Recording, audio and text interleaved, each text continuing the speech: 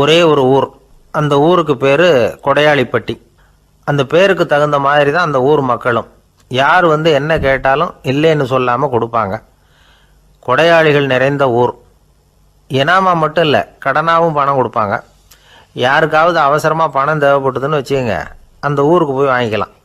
பத்திரம் தேவையில்லை, சாட்சி தேவையில்லை, ஜாமீன் தேவையில்லை, எந்த உத்தரவாதமும் கேட்காம பணம் கொடுத்துருவாங்க. நம்மால் ஒருத்தனுக்கு பணம் தேவைப்பட்டது. சொந்த பந்தமெல்லாம் கேட்டு பார்த்தா யாரும் கொடுக்குற வழியாக தெரியல. எல்லாரும் அவங்கவுங்க சௌரியத்தை பார்க்குறவங்க, அடுத்தவங்க சௌரியத்தை பற்றி கவலைப்படாதவங்க. இவன் எல்லாரையும் கேட்டு பார்த்துட்டு சோர்ந்து போய் உக்காந்துட்டான். அந்த நேரம் தான் கொடையாளிப்பட்டியை பற்றி கேள்விப்பட்டான். அப்படி ஒரு ஊர் இருக்கிறது தெரிஞ்சதும் அந்த ஊருக்கு வழி கேட்டுக்கிட்டு ஒரு நாள் புறப்பட்டு போனான். வயல்காட்டு வழியாக போக வேண்டியிருந்தது. மெதுவாக நடந்து ஊர் எல்லைக்கு வந்துட்டான். 2 பக்கமும் விவசாய வேலைகள் மும்முரமாக நடந்துக்கிட்டு இருக்குது. ஏர் உழுதுகிட்டு இருக்கிறாங்க. அப்போ அங்கே ஒரு ஆளை பாம்பு கடிச்சுட்டுது. பக்கத்தில் வேலை செஞ்சுக்கிட்டு இருந்தவங்க ஓடி வந்தாங்க. அவசரமாக செய்ய வேண்டிய முதல் உதவியெல்லாம் செஞ்சு பார்த்தாங்க. பலன் இல்லை. அந்த ஆள் செத்து போட்டான். அவன் செத்து விட்டான்னு தெரிஞ்சதும் அவனை தூக்கி வரப்பு மேலே போட்டுட்டு எல்லாரும் அவங்கவுங்க வேலையை கவனிக்க ஆரம்பிச்சிட்டாங்க.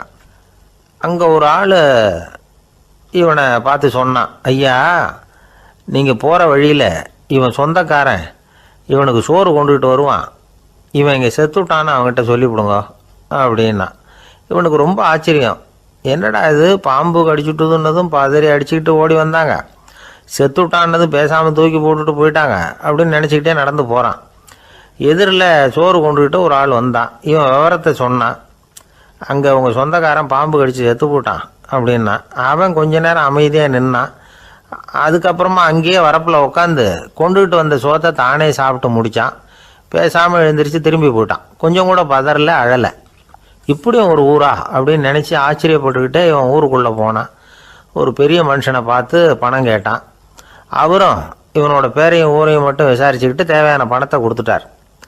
பணத்தை வாங்கிட்ட பிறகு தன்னுடைய மனசை அரிச்சுக்கிட்டு இருந்த அந்த விஷயத்தை பற்றி கேட்டான். ஐயா, வழியில் ஒருத்தன் செத்துட்டான், அவனை அப்படியே தூக்கி வரப்பில் போட்டுட்டு எல்லாரும் வயல்வெளி வேலைகளை பார்த்துக்கிட்டு இருக்கிறாங்களே அப்படின்னா.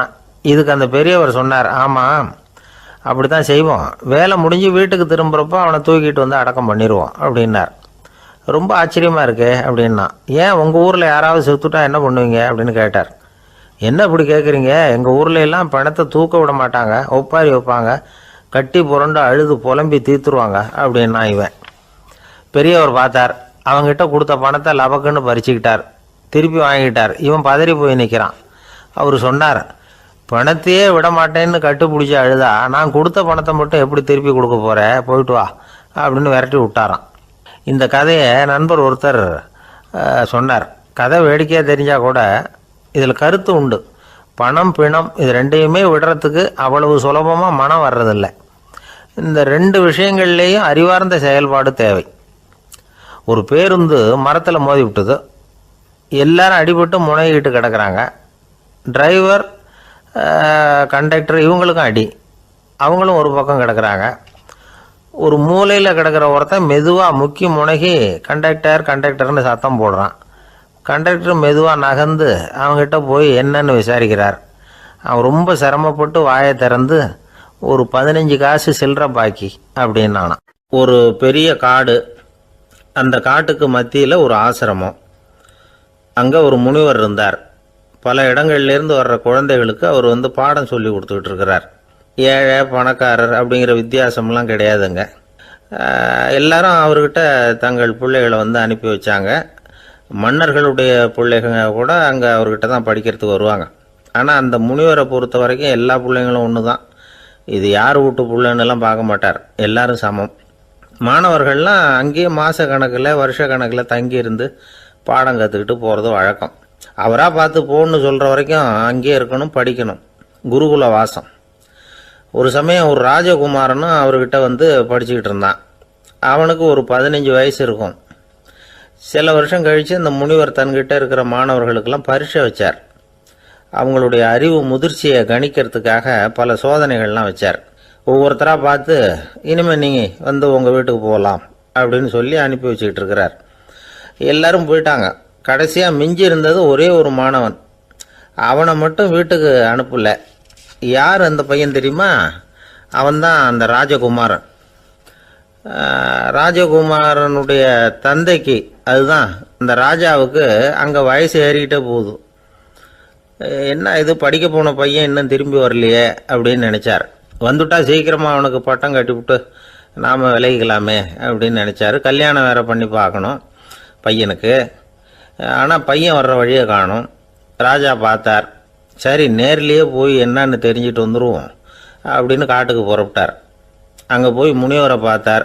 முனிவர் இவரை அன்பாக வரவேற்று உட்கார வச்சார். அதுக்கப்புறம் ராஜா மெதுவா, எல்லாரையும் வீட்டுக்கு அனுப்பி வச்சுட்டிங்களாமே, ஏன் பிள்ளைய மட்டும் அப்படின்னு சொல்லி மெதுவாக இழுத்தார். முனிவர் இதுக்கு உடனே பதில் சொல்லலை. ராஜாவை கூப்பிட்டுட்டு போய் விருந்தினர் குடிசையில் தங்க வச்சார். அதுக்கப்புறம் சொன்னார், உங்கள் மகன் எல்லா பாடங்கள்லேயும் முதலிடம் வாங்கியிருக்கான். இப்படி முதலாவதாக வர்ற மாணவனுக்கு நாங்கள் இன்னொரு தேர்வு வைக்கிறது வழக்கம். அதுலேயும் அவன் முதலாவதாக வந்துட்டான்னா அவன் ஒரு பெரிய வித்வான் அப்படிங்கிற கௌரவத்தை அடைஞ்சிருவான் அப்படின்னார். அதாவது முனிவர் அப்படி சொல்கிறார். அப்படி சொல்லிவிட்டு போயிட்டார் அவர். ராஜா அங்கேயே தங்கிட்டார். ராத்திரி படுத்து தூங்கினார்.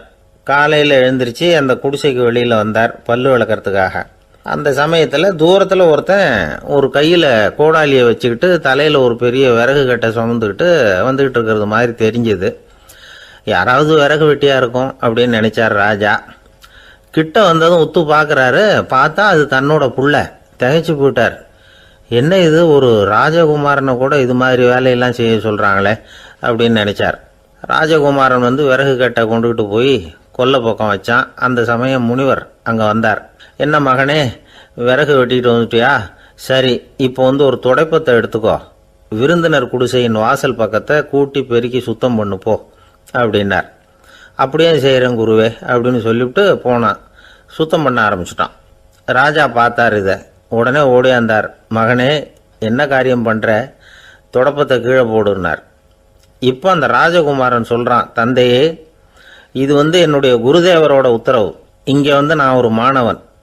இங்கே அரசனும் ஒன்று தான், ஆண்டியும் ஒன்று தான். குருதேவர் சொல்கிறத மறுக்காமல் செய்கிறது தான் எங்கள் கடமை அப்படின்னா. இந்த சமயம் முனிவர் அங்கே வந்தார். இவனை முதுகில் தட்டி கொடுத்தார். அப்புறம் ராஜா கிட்ட சொன்னார், அரசே, உங்கள் புள்ள எங்கள் கடைசி தேர்வுலேயும் வெற்றி பெற்றுட்டான். பணிவு தான் மாணவர்களின் மிக உயர்ந்த குணம். குருநாதர் சொல்கிறது மனசுக்கு பிடிக்கலைன்னா கூட மறுக்காமல் செய்யணும். அப்படி செய்கிறதுனால எதை செய்யலாம் எதை செய்யக்கூடாது அப்படிங்கிற விவேகம் அவங்களுக்கு வந்துடும். செய்யக்கூடாததை கூட பெரியவங்க சொல்லிவிட்டா செஞ்சு தான் ஆகணும் அப்படிங்கிற பணிவு அவங்களுக்கு வந்துடும். இந்த குணம் வந்துட்டுதுன்னா அவங்க எத்தனை கடினமான வேலையாக இருந்தால் கூட ரொம்ப சுலபமாக செஞ்சு முடிச்சிருவாங்க. தூக்கத்திலேயும் அப்புறம் துக்கத்திலேயும் தோண்டு போட மாட்டாங்க.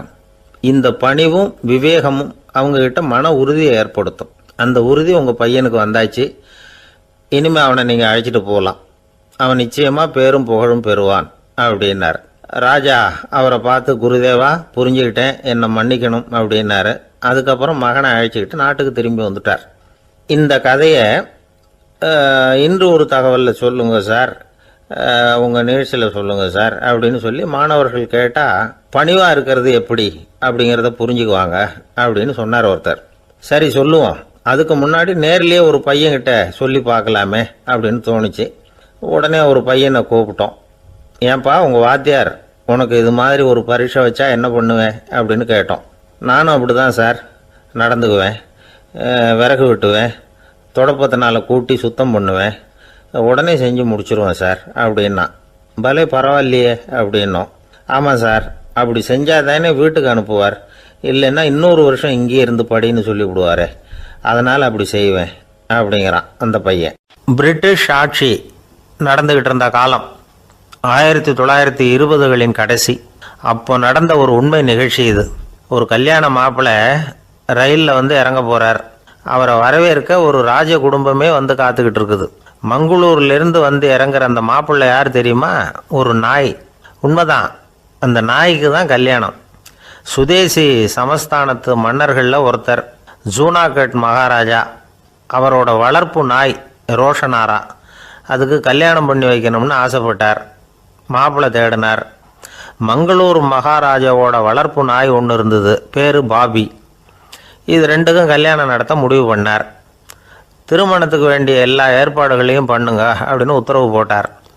ஆயிரக்கணக்கான அழைப்புதழ்கள், பல சமஸ்தான மன்னர்கள், ஜமீன்தார்கள், பிரிட்டிஷ் அதிகாரிகள், பெரிய பணக்காரங்க, இப்படி நிறைய பேருக்கு அழைப்புதழ்கள் அனுப்பி வச்சாங்க. பத்திரிகையை பார்த்தவங்கெல்லாம் திகைச்சு போயிட்டாங்களாம். இருந்தாலும் என்ன பண்ணுறது, ராஜாவே அழைக்கிறார், போகாமல் இருக்க முடியுமா? அந்த சமயத்தில் நாட்டின் கவர்னர் ஜெனரலாக இருந்தவர் இர்வின் பிரபு, அவருக்கும் ஒரு பத்திரிக்கை போயிருக்குது. வாங்கி பார்த்ததும் அவருக்கு பயங்கர எரிச்சல். உடனே குப்பை தொட்டியில் போட்டுவிட்டாராம். மாட்சிமை தங்கிய பிரிட்டன் சக்கரவர்த்தியின் பிரதிநிதியான தன்னை கேவலம் ஒரு நாயின் திருமணத்துக்காக அழைக்கிறதா அப்படின்னு அவருக்கு ஆத்திரம். இருந்தாலும் கல்யாணம் பிரமாதமாக நடந்துதான். கல்யாணத்தன்னைக்கு பொண்ணுக்கு ஸ்பெஷல் குளியல், தண்ணீருக்கு பதிலாக வாசனை திரவியங்கள், பன்னீர், குளித்ததுக்கு அப்புறம் அலங்காரம், வைர மாலை, முத்து மாலை, ஏகப்பட்ட அலங்காரம். மாப்பிள்ளையை அழைக்கிறதுக்கு ரயில்வே ஸ்டேஷனில் ராஜ குடும்பமே காத்துக்கிட்டு இருக்குது. அவங்களோட வளர்ப்பு நாய்கள் 250. அத்தனை நாய்களுக்கும் பட்டு துணி போத்தி இருக்குது. முத்து வடங்கள் அணிவிச்சிருக்கிறாங்க. எல்லாம் ராஜ நாய்கள். அதுகளையும் வீதியில் நடக்க விடலையாம். அதுகளை சுமந்துக்கிட்டு போக அலங்கரிக்கப்பட்ட யானைகள் காத்துக்கிட்டு இருக்குதாம். மாப்பிள்ளைக்கு வரவேற்பு எப்படி தெரியுமா? அது நடந்து வர்ற பாதை பூரா ரத்தன கம்பளம் விரிச்சிருக்குது. 2 பக்கமும் ராஜாங்க அதிகாரிகள் கைகட்டி நிற்கிறாங்க. அரசு படை வீரர்கள் அணிவகுப்பு மரியாதை செலுத்துகிறாங்க. அந்த நாய் ராஜ மரியாதையோடு நடந்து வருது. நகையெல்லாம் போட்டுக்கிட்டு வருது. திருமண மண்டபத்துக்கு சேருது. அங்கே கல்யாணம் அமோகமாக நடக்குது. இந்த திருமணத்தை முன்னிட்டு அந்த ஜூனாகட் சமஸ்தானத்துக்கு 3 நாள் விடுமுறை வேறு. கல்யாணத்துக்கு வந்திருந்தவங்களுக்கெல்லாம் ஏக தடபுடலாக விருந்து, நாட்டியம் எல்லாம் பிரமாதமாக நடந்து தான். இந்த கல்யாணத்தில் கலந்துக்க வந்திருந்த மற்ற சமஸ்தானத்து மன்னர்கள், தீவான்கள், அரச குடும்பத்தினர், இப்படி அவங்க 700 பேராம். அவங்க போகிறதுக்காக விசேஷ ரயில்கள்லாம் வேற விட்டுருக்காங்க. கல்யாணம் முடிஞ்சதும் அந்த நாய் தம்பதிகளோட பெரிய பெரிய மன்னர்கள்லாம் ஒன்றா உட்காந்து சாப்பிட்டாங்களாம். ஏர் கண்டிஷன் அறையில் அந்த தம்பதிகள் கொஞ்ச காலம் வாழ்ந்துருக்கிறாங்க. கொஞ்ச நாளில் மாப்பிள்ளைக்கு மரியாதை குறைய ஆரம்பிச்சுட்டுது. வெளியில் துரத்தி விட்டாங்களாம். அந்த பெண் நாய் மட்டும் ராஜ போகங்களை அனுபவித்து வந்து தான். இந்த கல்யாணத்தை பார்த்துட்டு தொடர்ந்து மற்ற சமஸ்தானத்து மன்னர்களும் நாய் திருமணங்கள் நடத்த ஆரம்பிச்சுட்டாங்களாம். இது உண்மையில் நடந்திருக்குது. இப்படி அது இருக்கட்டும். இப்போ நம்ம கதைக்கு வருவோம். ஒரு ராஜாவுக்கு ரொம்ப நாள் கழித்து ஒரு குழந்தை பிறந்து தான். அரண்மனை ஜோசியரை கூப்பிட்டுருக்கார் ராஜா. ஜோசியரே, என் மகன் வருங்காலத்தில் சிறந்த வாழ் வீரனாக வரணும்னு ஆசைப்படுறேன், வருவானாங்கிறத கொஞ்சம் பார்த்து சொல்லுங்களேன் அப்படின்னாராம். ஜோசியர் சொன்னார், மன்னா, உங்கள் புள்ள வாழ் வீரனாக வர்றது கஷ்டம். ஆனால் அவரும் உங்களை மாதிரியே நாய்க்குட்டிகள் பேரில் பிரியமாக இருப்பார், அதுகளுக்கு கல்யாணமும் பண்ணி வைப்பார் அப்படின்னாராம். அது எப்படி கண்டுபிடிச்சிங்க அப்படின்னு கேட்டிருக்கார் ராஜா. அரசே, உங்கள் பிள்ளைக்கு வாழ் மேலே உள்ள பிரியத்தை காட்டிலும் நாய் மேலே உள்ள பிரியம் அதிகங்கிறதுக்கான அறிகுறி இப்போவே தெரியுது. நல்லா கவனித்து பாருங்கள். அவர் வாழ்னு கத்துறாரு அப்படின்னாரு. கவனித்து பார்த்துட்டு அப்படி எனக்கு காதில் விழலையே அப்படின்னாராம் மன்னர். அதனால தான் சொன்னேன், அவர் கத்துறது வாழ்னு கத்தலை, வள்ளுன்னு கத்திக்கிட்டு இருக்கார், அதனால தான் அப்படி சொன்னேன் அப்படின்னாராம் அரண்மனை ஜோசியர். உங்கள் பையன் எப்படி சார் இருக்கான் அப்படின்னு விசாரித்தார் ஒருத்தர். அவன் என்ன சார், எதை சொன்னாலும் காதில் ஆக மாட்டேங்கிறான், அவன் பாட்டுக்கு போகிறான் வர்றான் அப்படின்னு சொல்லி அழுத்துக்கிட்டார் அப்பா. பெரியவங்க சொல்கிறத சின்ன பிள்ளைங்க கேட்கறது இல்லைங்கிறது ஒரு குறை. பெரியவங்க சொல்கிறது சின்ன பிள்ளைங்க காதிலேயே விழறது இல்லைங்கிறது ஒரு குறை. இது கொஞ்சம் சீரியஸான விஷயம், கவனித்து பார்க்கணும். ஒரு குழந்தைக்கு காது சரியாக கேட்குதா இல்லையா அப்படிங்கிறத நாம் தான் கவனித்து பார்த்து கண்டுபிடிக்கணும்.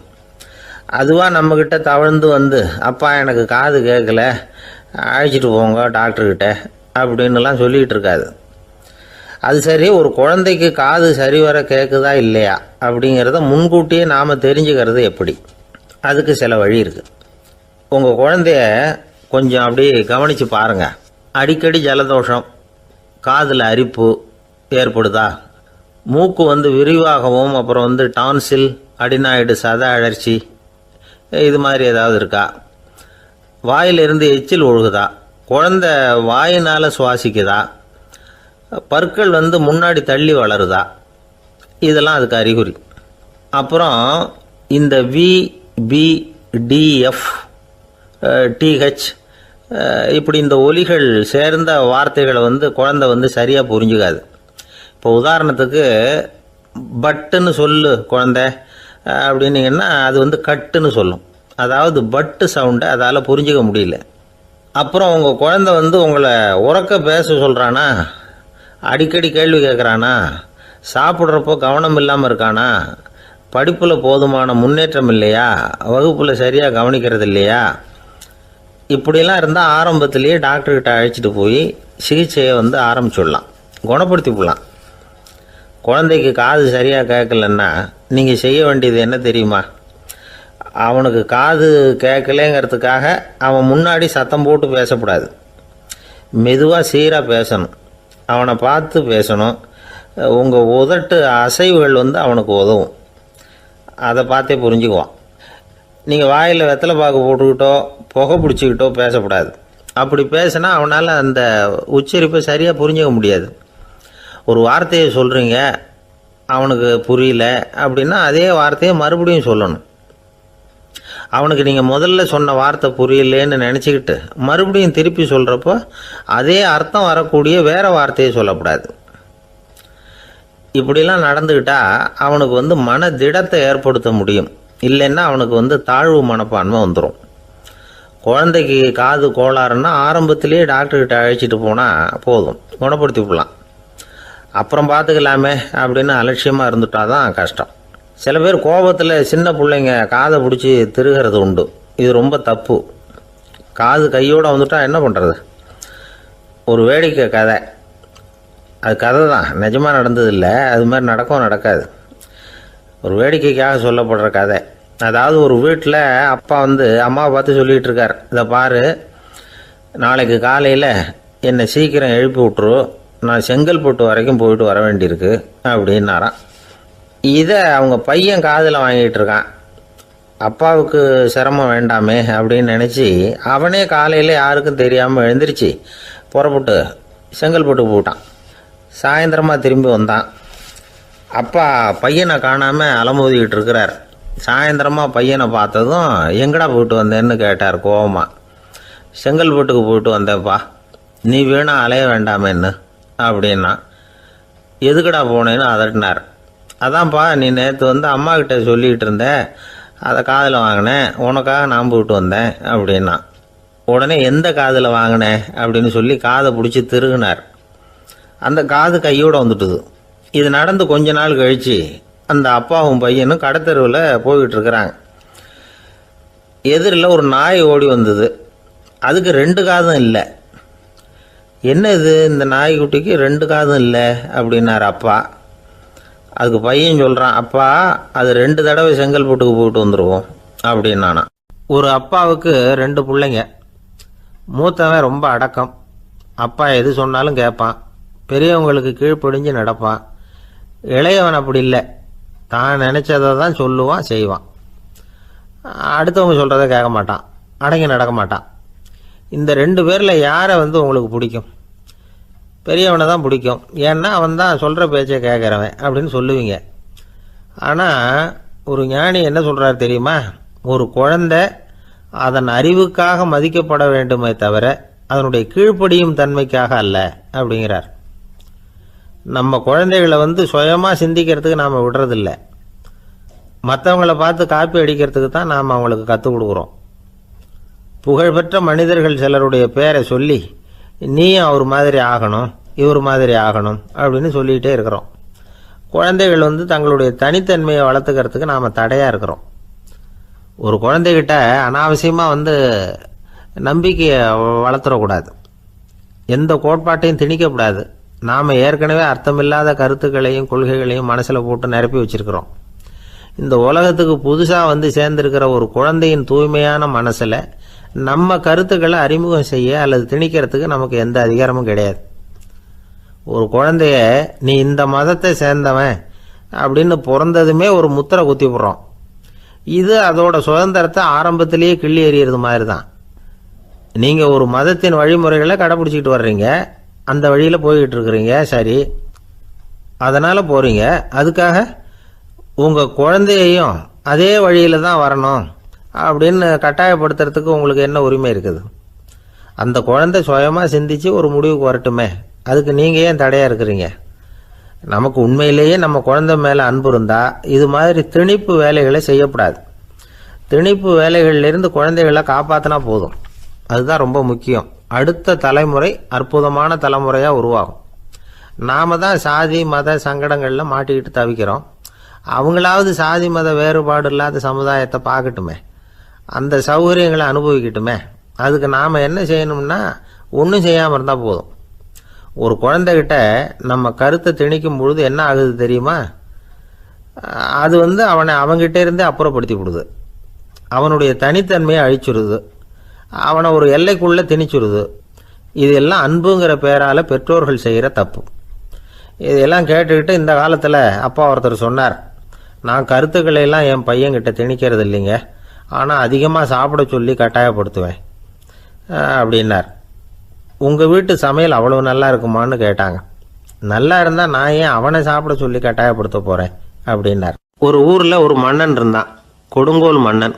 நிறைய தொந்தரவு பண்ணிக்கிட்டு இருந்தான். அவன் ஒரு தடவை என்ன பண்ணான் தெரியுமா? ஒரு தப்பும் பண்ணாத ஒரு இளைஞனை பிடிச்சி ஜெயிலில் அடைச்சுட்டான். அந்த பையனோட சொந்தக்காரங்கள்லாம் ராஜா கிட்ட போனாங்க. அவன் ஒரு தவறும் பண்ணலை, அவனை விடுதலை பண்ணுங்க அப்படின்னு கெஞ்சி கேட்டுக்கிட்டாங்க. மன்னன் யோசனை பண்ணான். அந்த இளைஞனை கூப்பிட்டுக்கிட்டு வர சொன்னான். அவனை கொண்டாந்து ராஜா முன்னாடி நிறுத்தினாங்க. இதை பாருப்பா, உன்னை நான் விடுதலை பண்ணுவேன், ஆனால் ஒரு கண்டிஷன். அந்த நிபந்தனையை நீ நிறைவேற்றினா உனக்கு விடுதலை அப்படின்னா மன்னன். சரின்னு ஒத்துக்கிட்டான் பையன். மன்னன் கண்டிஷன் என்னங்கிறத சொன்னான். உங்ககிட்ட ஒரு செம்மறி ஆட்டை கொடுக்க போகிறேன். 1 மாதத்துக்கு அதுக்கு தேவையான தீனியையும் கொடுக்க போகிறேன். 1 மாதம் கழித்து அந்த ஆட்டை எடை போட்டு பார்ப்பேன். அந்த ஆட்டின் எடை கொஞ்சம் கூட கூடி இருக்கக்கூடாது. எடை கூடி இருந்தால் உனக்கு விடுதலை கிடையாது. என்ன சொல்கிற அப்படின்னா. பையனுக்கு ஒன்றும் புரியல, பயமாக போட்டுது. குழம்பிக்கிட்டே நின்றுக்கிட்டு இருக்கிறான். சரி, ஒரு நாள் டைம் தரேன், நல்லா யோசனை பண்ணி பார்த்துட்டு நாளைக்கு உன் முடிவை சொல்லு அப்படின்னா மன்னன். பையன் கவலையோடு வெளியில் வந்தான். அங்கே ஒரு பெரியவர் நின்றுக்கிட்டு இருந்தார். அவர்கிட்ட விஷயத்தை சொன்னான். அந்த பெரியவர் இந்த பையனுக்கு காதோட காதாக ஒரு வழியை சொல்லி கொடுத்தார். அதை கேட்டதும் பையன் மறுபடியும் மன்னன் முன்னாடி நின்னா, உங்கள் நிபந்தனையை ஏற்றுக்கிறேன்னு சொன்னான். மன்னன் ஒரு ஆட்டுக்குட்டியையும் அதுக்கு 1 மாதத்துக்கு தேவைப்படுற தீவனத்தையும் கொடுக்கும்படியாக உத்தரவு போட்டான். கொடுத்தாங்க, ஓடிட்டு போயிட்டான். 1 மாதம் தினமும் தவறாமல் அந்த தீவனத்தை ஆட்டுக்குட்டிக்கு போட்டுக்கிட்டு இருக்கிறான். 1 மாதம் கழித்து அந்த ஆட்டை அரண்மனைக்கு ஓட்டிகிட்டு போனான். மன்னன் அதை எடை போட்டு பார்க்குறான். எடை கூடவே இல்லை, அப்படியே தான் இருக்குது. உடனே போட்ட நிபந்தனைப்படி அந்த இளைஞனை விடுதலை பண்ணிவிட்டான். சரி, ஆட்டுக்கு எடை கூடாமல் இருக்கிறதுக்கு அந்த பெரியவர் சொல்லி கொடுத்த யோசனை என்ன அப்படின்னா, அது வேற ஒன்றும் இல்லை. அந்த ஆட்டுக்கு எதிரில் அது கண்ணில் படுற மாதிரி ஒரு ஓநாயை கட்டி போட சொன்னார். அவ்வளவுதான். ஆட்டுக்கு ஓநாய்ங்கிறது பிறவி பகை. ஓநாயை பார்த்தா ஆடு நடுங்க ஆரம்பிச்சிரும், அவ்வளவு பயம். தினமும் அந்த ஆடு பயந்துக்கிட்டே தேனி சாப்பிட்டுது, எடை கூடல. அதுதான் ரகசியம். இது சின்ன பிள்ளைங்களுக்கான ஒரு கதை. இதிலேருந்து தெரிஞ்சிக்க வேண்டிய உண்மை என்னென்னா, நாமெல்லாம் சாப்பிட்றப்ப மனசும் உடம்பும் அமைதியாக இருக்கணும். அப்போ தான் அது உடம்புல ஒட்டும். அவசரத்துலேயும் பயத்துலையும் சாப்பிட்டா அது சரியாக ஜீரணமாகாது. இன்னொரு ராஜா இருந்தார். அவரும் ஒரு இளைஞனை ஜெயிலில் அடைச்சி விட்டார். விடுதலை பண்ணணும்னா ஒரு கண்டிஷன்னார். என்னன்னு கேட்டான்.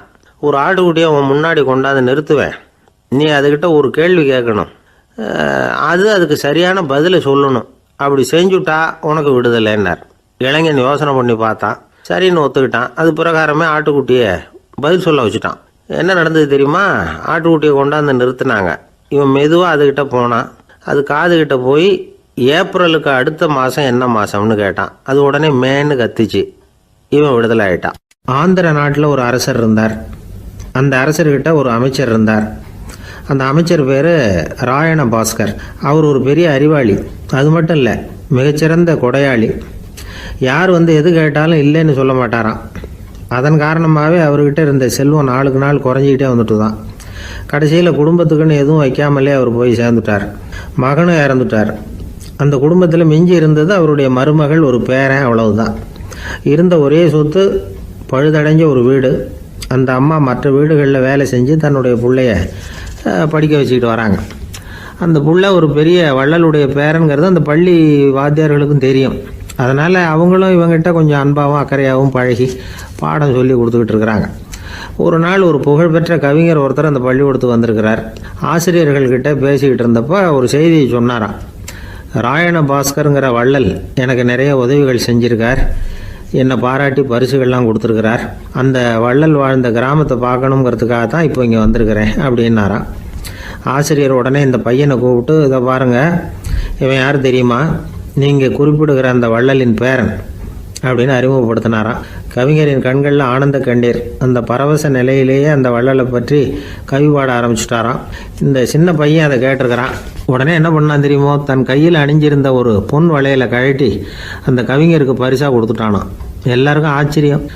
தாத்தா இருக்கும் நிலையில் கொடுத்தார், பேரன் இல்லாத நிலையிலையும் கொடுக்குறான். பையனை எல்லாரும் பாராட்டினாங்களாம். இருந்தாலும் அவனுக்குள்ளே ஒரு பயம் எதுவாக ஆரம்பமாச்சு. பள்ளிக்கூடம் விட்டு வீட்டுக்கு வரும்பொழுது அந்த பயம் இன்னும் அதிகமாகிட்டுது.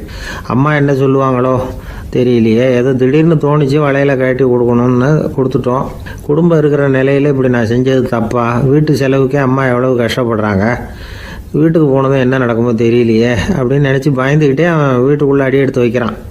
அம்மா கூப்பிட்டு சாப்பாடு போட்டாங்க. அவங்க கண்ணில் படக்கூடாதுங்கிறதுக்காக ஒரு கையை பின்னாடி மறைச்சிக்கிட்டே இருந்தான். அம்மா இதை கவனிச்சிட்டாங்க. ஏய், உன் கையை ஏன் அப்படி வச்சிருக்கிற, உன் கைக்கு என்னாச்சு, ஏதாவது அடிபட்டு போச்சா அப்படின்னு கேட்டுக்கிட்டே கையை எடுத்து பார்க்குறாங்க. வளையல காணலை. வளையல் எங்கே அப்படின்னு கேட்குறாங்க. இவன் தயங்கிக்கிட்டே நடந்ததை சொல்கிறான். அதை கேட்டதும் அந்த அம்மாவோட முகம் கோபத்தால் சவுந்து போச்சான். முட்டாளே, என்ன காரியம் பண்ண அப்படின்னு கன்னத்தில் அரைஞ்சிட்டாங்களாம். அம்மா, என்னை அடிக்காத, ஏதோ தெரியாமல் தப்பு பண்ணிட்டேன் அப்படின்ட்டுருக்கான். மகனே, வளையலை கொடுத்ததுக்காக நான் உன்னை அடிக்கலை அப்படிங்க, பின்ன எதுக்கு அடித்தேன்னு கேட்டிருக்கான். உன் பாட்டனார் ஒரு பெரிய வள்ளல், அவர் எதையும் பாதி வேலையை செய்கிறதில்ல, அவருடைய பேரை நீ அரைகுறை வேலை செஞ்சுட்டு வந்திருக்கிற அப்படின்னாங்களாம். என்னம்மா சொல்கிறேன்ருக்கான். நீ ஒரே ஒரு வளையலை மட்டும்தானே கட்டி கொடுத்துருக்குற, கொடுக்குறதா இருந்தால் ரெண்டையும் சேர்த்துல கொடுத்துருக்கணும், அதுதானே உங்கள் தாத்தாவுக்கு பெருமை அப்படின்னாங்களாம். அம்மா, தெரியாமல் இப்படி செஞ்சுட்டேன், உங்கள்கிட்டையும் அரை வாங்கிட்டேன் அப்படி இப்படின்னு அவன் சொல்லியிருக்கிறான்.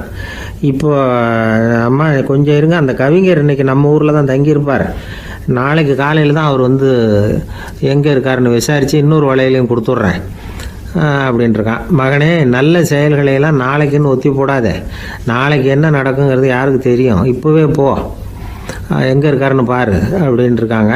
மகன் புறப்பட்டான். பள்ளி ஆசிரியர்கிட்ட போய் கேட்டானான் அந்த கவிஞர் எங்கே இருக்காருன்னு. அவர் சொன்னாராம். உடனே போய் அவர் இருக்கிற இடத்துல கதவை தட்டியிருக்கான். ராத்திரி நேரத்தில் இவனை கண்டதும் அவருக்கு ரொம்ப ஆச்சரியம். இவன் இன்னொரு கை வளையலையும் எடுத்து நீட்டியிருக்கான். அவர் திகைச்சு போய் நிற்கிறார். அவரால் என்ன பண்ணுறதுன்னே தெரியல. ஆனந்த கண்ணீர். இது பெரியவர்கள் கூற கேட்ட ஒரு வரலாறு. இன்றைக்கி இப்படிப்பட்டவங்களை பார்க்க முடியுமா? வறுமை வள்ளல் தன்மையை ஒன்று செய்து விடாதுங்கிறதுக்கு இது ஒரு உதாரணம். ஒருத்தன் இன்னொருத்தனை பார்த்து கேட்டானா, எங்கள் தாத்தா உங்கள் தாத்தாவுக்கு 100 ரூபா கடன் கொடுத்துருக்கிறார், அதை எப்போ திருப்பி கொடுக்க போகிறேன்னு. கவலைப்படாத, எங்கள் பேரன் அதை உங்கள் பேரன்ட்ட திருப்பி கொடுத்துருவான் அப்படின்னு நானான் அவன். எனக்கு வாழ்க்கையே வெறுத்து போச்சு சார் அப்படின்னு சொல்லிட்டு ஒருத்தர் வந்தார். கொஞ்ச நேரம் பேசினதுக்கப்புறம் அவர் அப்படி சொல்லியிருந்தா அதில் ஒரு அர்த்தம் இருந்திருக்கும். வர்றதுக்கு முன்னாடியே வாழ்க்கை வெறுத்து போச்சுன்னு சொல்லிட்டு வர்றார். என்ன சார் விஷயம்னு விசாரித்தோம். எங்கள் வீட்டில் தினம் 3 வேளையும் ஒரே மாதிரி சாப்பாடு சார், வித்தியாசமே கிடையாது. இப்படியே 3 மாதமாக சாப்பிட்டுக்கிட்டு இருக்கிறேன். அதை விட பட்டினி கிடந்து செத்துடலாம்னு தோணுது அப்படின்னார். ஒரு பெரியவர் சொன்ன தத்துவத்தை சொல்கிறதுக்கு ஆள் கிடைக்காம தவிச்சுக்கிட்டு இருந்தோம். இப்போ ஒருத்தர் கிடைச்சிட்டார், விட்டுலாமா? உடனே அவரை உட்கார வச்சு சொல்ல ஆரம்பிச்சிட்டோம். அதாவது நாம் அனுபவிக்கிற உணர்வுகளில் களிப்பு, மகிழ்வு, ஆனந்தம், இது 3க்கும் ஒன்றுக்கு ஒன்று வித்தியாசம் உண்டு. மேம்போக்காக பார்க்குறதுக்கு இது 3 ஒன்று மாதிரி தோணும். ஆனால் அது அப்படி இல்லை. களிப்புங்கிறது உடம்பை பொறுத்தது, மகிழ்வுங்கிறது மனசை பொறுத்தது, ஆனந்தம்ங்கிறது ஆன்மாவை பொறுத்தது. இப்படி இந்த 3 வகையான அந்த சுவைப்புகளின் தன்மையும் வேற வேற.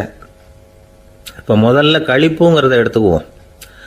நம்ம புலன்களுக்கு களிப்பை தரக்கூடிய பொருள்களுக்கு சில விசேஷ குணம் உண்டு. அது எப்படின்னா, சீக்கிரமே சலிப்பை உண்டு பண்ணும். ஒருத்தர் அந்த பொருளை எடுத்துக்கிட்டா அது இன்னொருத்தருக்கு குறைஞ்சிரும். உணவு, உடை, இதெல்லாம் களிப்பை தரக்கூடிய பொருள்கள். இப்போ உதாரணத்துக்கு, ஒரு சாப்பாட்டு மேசையில் ஒரு பாத்திரத்தில் 10 இட்லி இருக்குது. அதில் ஒரு 2 இட்லியை நம்ம தட்டில் எடுத்து வச்சு சாப்பிட்றோம். நாம் சாப்பிட்ட அந்த இட்லி நிச்சயமாக எதிரில் உட்காந்துருக்கிறவருக்கு இல்லை, அவருக்கு உபயோகப்படாது. நாம் சாப்பிட்ட அதே இட்லியை அவரும் சாப்பிட முடியாது, அவர் வேற தான் எடுத்து வச்சுக்கணும். அது மாதிரி நாம் ஒரு சட்டையை எடுத்து போட்டுக்கிறோம். அதே சட்டையை அதே நேரத்தில் இன்னொருத்தர் போட்டுக்க முடியாது. புலன்களுக்கு களிப்பை தரக்கூடிய இது மாதிரி பொருள்கள்லாம் முதல் தடவை நமக்கு கொடுக்குற களிப்பை ரெண்டாவது தடவையும் கொடுக்காது. மூணாவது தடவை இன்னும் குறையும். கடைசியில் வெறுப்பாக மாறிடும். ஒவ்வொன்றா இட்லியை தொடர்ந்து சாப்பிட்றோம்னு வச்சுக்கோங்க, முதல் இட்லி தரக்கூடிய சுவையை 30வது இட்லி தராது. முதல் தடவை புது சட்டையை போட்டுக்கிறப்போ நமக்கு இருக்கிற களிப்பு அதே சட்டையை 100வது தடவையாக போட்டுக்கிறோம்னு வைங்க, அப்போ இருக்குமா? இருக்காது. இதுதான் களிப்பு. அதாவது சீக்கிரமே சலிப்பை தரக்கூடியது. ஒருத்தர் எடுத்துக்கிட்டால் இன்னொருத்தருக்கு குறைஞ்சி போகக்கூடியது. ஆனால் மகிழ்ச்சிங்கிறது அப்படி இல்லை. ஒருத்தர் அனுபவிக்கிறதுனால இன்னொருத்தருக்கு குறைஞ்சி போகாது. இப்போ காலையில் சூரியன் உதயம் ஆகிறத பார்த்து சந்தோஷப்படுறோம், அதையே இன்னொருத்தரும் பார்த்து சந்தோஷப்படலாம். ஒரு நல்ல சங்கீதத்தை கேட்குறோம், ஒரு அழகான ஓவியத்தை ரசிக்கிறோம், நீங்கள் ரசிக்கிற அதே நேரத்தில் இன்னொருத்தரும் அதை ரசிக்கலாம். அதனால் அது குறைஞ்சி போகிறதில்ல. இது மகிழ்வு. ஆனால் ஒன்று, ஒரே பாடலை திரும்ப திரும்ப கேட்டுக்கிட்டு இருந்தால் கடைசியில் அலுப்பு தட்டும். அதாவது மகிழ்வுங்கிறது எப்படின்னா, மற்றவங்களோட பகிர்ந்து கொள்றதுனால குறையாது. ஆனால் ஒரே பொருள் மீண்டும் மீண்டும் அனுபவிப்ப தர்றப்போ முதல்ல மகிழ்வு அதிகரித்து அதுக்கப்புறம் அது மங்கி மறைஞ்சு போயிடும். இதுதான் அந்த மகிழ்வுங்கிறதுக்கு இலக்கணம். சரி, இப்போ மூணாவதாக சுகம் தரக்கூடிய ஆனந்தம்ங்கிறது எப்படின்னா, இது நமக்கு உள்ளே இருந்து சுரக்கிறது. மனசு சலனங்கள்லேருந்து விடுபடுறப்போ இந்த ஆனந்தம் நமக்கு கிடைக்கும். இது நிலையான சுகம், ஆத்ம சுகம். களிப்பிலிருந்து மகிழ்வுக்கும் மகிழ்விலிருந்து ஆனந்தத்துக்கும் செல்றது தான் மனிதன் நடத்த வேண்டிய முக்கியமான பயணம். இவ்வளவு விஷயத்தையும் கேட்டுட்டு இந்த காலத்து பையன் ஒருத்தன் வந்தான். சார், இப்போ நீங்கள் ஒரு சாப்பாட்டு மேசையில் ஒரு 10 இட்லி வைக்கிறீங்க, என்னை உட்கார வைங்க, எதிரில் இன்னொருத்தனை உட்கார வைங்க, நான் களிப்பு மகிழ்வுலாம் தாண்டி நேரடியாக ஆனந்தத்துக்கு பயணம் பண்ணி காட்டுறேன் அப்படின்னா. ஒன்றும் புரியல அவன் சொன்னது. அது எப்படி, என்ன பண்ணுவ நீ அப்படின்னு சொல்லி கேட்டோம் ஆச்சரியமாக. 2 இட்லி சாப்பிட்டா தானே சார் களிப்பு, நான் 10 இட்லியும் மொத்தமாக சாப்பிட்ருவேன், அடுத்தவனுக்கு எதுவும் கிடைக்காது, அவனுக்கு கிடைக்காதபடி நாமே சாப்பிட்டுடுறோம்ல, அதுதானே நமக்கு ஆனந்தம் அப்படின்னு அதுக்கு ஒரு விளக்கம் சொல்கிறான். துஷ்டரை கண்டால் தூர விலகு, இப்படி ஒரு பழமொழி உண்டு. எதுக்காக இப்படி சொல்லி வச்சாங்க? துஷ்டன் ஏதாவது தொந்தரவு கொடுப்பான், அதனால் அவனை கண்டா பயந்துக்கிட்டு ஓடி ஒளிஞ்சிக்கோ அப்படின்னா இதுக்கு அர்த்தம் அப்படி இல்லை. ஒரு துஷ்டன் கிட்ட நெருங்கி போகிறோம்னு வச்சுக்கோங்க, அவன் நமக்கு கெடுதலான ஆலோசனைகள் எதையும் சொல்லலாம், அல்லது அவன் தீய உணர்வுகள் உள்ளவனா இருக்கலாம், அல்லது தீய செயல்கள் செய்யக்கூடியவனா இருக்கலாம், அல்லது தீய நட்புனால அவன் ஏற்கனவே கெட்டு போனவனா கூட இருக்கலாம். இப்படிப்பட்டவனை நெருங்கி போனா அவனோட பாதிப்பு நமக்கும் வந்துடும். அதனால விலகி போ அப்படின்னு சொல்றாங்க. இதையே கொஞ்சம் விவரமா இப்போ பார்ப்போமே. இப்போ இந்த துஷ்டர்களை 4 வகையா பிரிக்கிறாங்க. இந்த 4 வகைக்கும் உதாரணம் வேணும்னா வேற எங்கேயும் போக வேண்டியதில்லை, மகாபாரதத்தை பார்த்தாவே போதும். அதுல இந்த 4 வகையான தீயோரும் வர்றாங்க. முதல் வகைக்கு உதாரணம் சகுனி. இவன் மனசுல எப்பவும் தீய எண்ணங்கள் தான் நிறைஞ்சிருக்கும், கனவுல கூட தீய ஆலோசனைகள். யாராவது ஒருத்தர் நல்லபடியா வாழ்ந்தா அதை இவனால சகிச்சிக்க முடியாது. இப்படிப்பட்டவனோட நெருங்கிய தொடர்பு துரியோதனனுக்கு கிடைச்சது. துரியோதனன் எப்படின்னா, அவன் ஏற்கனவே தீய காரியங்கள் செய்யறதுக்கு தயங்காதவன். அப்படிப்பட்டவனுக்கு தீய போதனைகள் செய்யறதுக்கு சகுனி உதவுனான். இந்த 2 பேரோட சகவாசம் இன்னொருத்தனுக்கு கிடைச்சது. அவன் யாருன்னா துச்சாதனன். அவன் தீய நடத்தை உள்ளவன். இந்த 3 பேரும் ஒன்னு சேர்ந்தா என்னத்துக்கு ஆகும்? உலகமே கெட்டு போடும்ல. இந்த 3 துஷ்டர்களோட நல்லவன் ஒருத்தன் சேர்ந்தான். அவன் தான் கர்ணன். கர்ணன் இயல்பாவே உத்தம குணம் உள்ளவன். அவன் நல்லவங்களோட சேராம இப்படிப்பட்ட கெட்டவங்க கிட்ட நட்பு வச்சுக்கிட்டான். அதனால அவனும் தீய செயல்களில் ஈடுபடுறது மாதிரி ஆயிடுது. துரியோதனனுடைய நண்பனா அவனுடைய ஆதரவுல வளர்ந்ததுனால அவனுக்கு துணையா இருக்க வேண்டி இருக்குது அப்படின்னா. நட்பு உரிமையினால உதவி புரிய வேண்டியது சரிதான், அது தப்புன்னு சொல்ல முடியாது. இருந்தாலும் தீய செயல்களுக்கு உதவி செய்யறது சரியில்லை. புத்தி பலம் புஜ பலம் எல்லாம் இருந்தா கூட தெய்வ பலம் இல்லைன்னா ஜெயிக்க முடியாது. கர்ணன் மகா வீரன், இருந்தாலும் கடைசியில் அவன் கதி என்னாச்சு? அவங்ககிட்ட எல்லா நல்ல குணங்களும் இருந்தது, இருந்தாலும் ஏன் இப்படி ஆச்சு? தீயவர்களுடைய சேர்க்கை தான் காரணம். அவங்களோட சேர்ந்ததுனால இவனையும் அப்படியே நினைக்க ஆரம்பிச்சுட்டாங்கல்ல. 4 வகை துஷ்டர்கள்ல இவனும் ஒரு வகை. அப்படின்னு சொல்ல ஆரம்பிச்சிட்டாங்க. அதாவது தீய ஆலோசனைக்கு சகுனி, தீய உணர்வுகளுக்கு துரியோதனன், தீய செய்கைக்கு துச்சாதனன், தீய நட்புக்கு கர்ணன், இப்படி உதாரணமாயிட்டான். அதனால தான் துஷ்டரை கண்டால் தூர விலகு அப்படின்னு சொன்னாங்க. அது புராண காலம். இப்பெல்லாம் நிலைமை கொஞ்சம் வேற விதமா இருக்குது. அன்னைக்கு ஒரு நாள் அப்படிதான் ஒரு காட்டு பாதையில் யாரோ ஒருத்தர் அடிபட்டு கிடந்தார். யாரோ ஒரு துஷ்டன் அவனை அடிச்சு போட்டுட்டு போயிட்டான் போல இருக்கு. அந்த வழியா போன ஒருத்தர் பரிதாபப்பட்டு அவனை போய் தூக்குனார், ஆறுதல் சொன்னார். இதை பாருங்க, இந்த வழியா எப்பவும் தனியா வரக்கூடாது. ஏன்னா இங்க ஒரு ரவுடி இருந்துகிட்டு வர்றவங்க போறவங்களெல்லாம் வழிப்பறி பண்ணிட்டு இருக்கிறதா கேள்விப்பட்டிருக்கிறேன் அப்படின்னாராம். இனிமே அப்படி கேள்விப்பட மாட்டீங்க அப்படின்னு நானா அந்த ஆளு. ஏன்னு கேட்டிருக்காரு இவர். அவன் சொல்லியிருக்கான், நான் தான் சார் அந்த ரவுடி. இந்த வழியா போனவங்க கிட்ட தகராறு பண்ணேன். அவங்க தான் என்ன இப்படி அடிச்சு போட்டு என்கிட்ட இருந்த பணத்தையெல்லாம் பிடிங்கிட்டு போட்டாங்க சார். காலம் ரொம்ப கெட்டு போச்சு அப்படின்னு நானா ரொம்ப பரிதாபமா. ஒரு மனுஷனை பார்த்து என்கிட்ட வாலாட்டாதே அப்படின்னு சொன்னா அவன் நம்மகிட்ட ஏதோ வம்புக்கு வர்றான்னு அர்த்தம். ஒரு நாயை பார்த்து யாரும் என்கிட்ட வாலாட்டாதே அப்படின்னு சொல்றது இல்லை. ஏன்னா நாய் வாலாட்டுனா அது நம்மகிட்ட தன்னுடைய நன்றியை தெரிவிக்கிறதாக நினச்சிக்கிட்டு இருக்கிறோம். ஆனால் அது அப்படி இல்லை அப்படின்னு சொல்கிறாங்க அது சம்பந்தமான நிபுணர்கள். ஒரு நாய் தன்னுடைய வாலை இந்த பக்கமும் அந்த பக்கமுமா இப்படியும் அப்படியும் ஆட்டிக்கிட்டு இருந்தா அது பதட்டத்தில் கூட இருக்கலாம். நாய் நட்பாக இருந்தாலும் வாலாட்டும், ஆத்திரத்தில் இருந்தாலும் வாலாட்டும், கோபத்தில் இருந்தாலும் வாலாட்டும், குழப்பத்தில் இருந்தாலும் வாலாட்டும், மகிழ்ச்சியாக இருந்தால் கூட அது வாலாட்டும். அதை நாம் தப்பாக புரிஞ்சுக்கிட்டு அதுக்கிட்ட போய் மாட்டிக்கக்கூடாது. நாயை பற்றி எனக்கு நல்லா தெரியும் அப்படின்னு சொல்கிறவங்க கூட அதுக்கிட்ட கடி வாங்கிட்டு நிற்கிறது உண்டு. நிபுணர்கள் என்ன சொல்கிறாங்க தெரியுமா? எப்போவுமே நாய்கள் திடீர்னு கடிச்சு விடுறதில்ல, கடிக்கிறதுக்கு முன்னாடி சில அறிகுறிகளை காட்டும். அதை சரியாக புரிஞ்சுக்கிட்டோம்னா தப்பிச்சுக்கலாம். ஒரு வீட்டுக்கு போகிறீங்க, அங்கே புதுசாக ஒரு நாயை பார்க்குறீங்க, உடனே அதுக்கிட்ட போய் குனிஞ்சு சிரிச்சுக்கிட்டே அது தலையில் தட்டுறீங்க. இது ரொம்ப தப்பான். ஒரு நாய் இன்னொரு நாயை நேருக்கு நேர் பார்த்து பல்ல காட்டுனா அது தன்னுடைய தன்முனைப்பை காட்டுதுன்னு அர்த்தமா. உன்னை விட நான் பெரியவன் அப்படின்னு சொல்லுதுன்னு அர்த்தம்.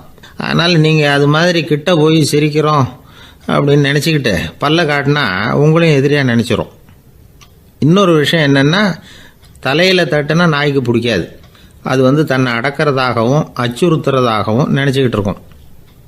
சரி, அப்படின்னா புதுசாக ஒரு இடத்துல அல்லது வீட்டில் நாய்க்குட்டியை பார்த்தா என்ன பண்ணுறது? நீங்கள் சும்மா இருங்க, அதுவாக கிட்ட வரட்டும். அதுக்கப்புறம் அதுக்கிட்ட கனிவாக பேசுங்க. கன்னம், மார்பு, தோல் இங்கெல்லாம் தட்டலாம், தப்பு இல்லையா?